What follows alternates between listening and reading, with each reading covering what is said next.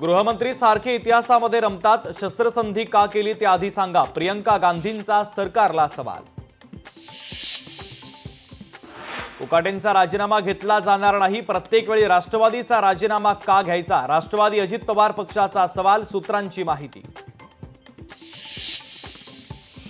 महिलांवरील अत्याचाराची प्रकरणं निकाली काढण्यासाठी गोंदिया, रत्नागिरी आणि वाशिममध्ये विशेष न्यायालय स्थापन होणार, राज्य मंत्रिमंडळाच्या बैठकीमध्ये महत्त्वाचा निर्णय.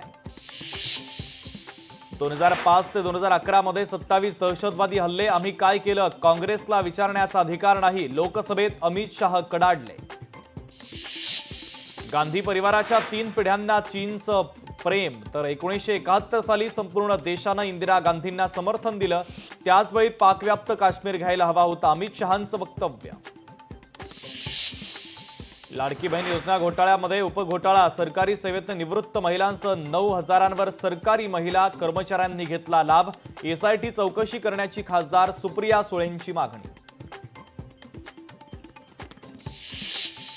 राज्याची आर्थिक स्थिती अतिशय दोलायमान, कंत्राटदार आत्महत्या प्रकरण आणि लाडकी बहीण योजनेवरून विजय वडेट्टीवार यांची सरकारवर टीका. प्रताप सरनाईक यांच्या प्रो गोविंदा स्पर्धेमध्ये जय जवान गोविंदा पथकाला संधी नाही, स्पर्धेत राजकारण करून आम्हाला बाहेर काढल्याचा जय जवान पथकाचा आरोप.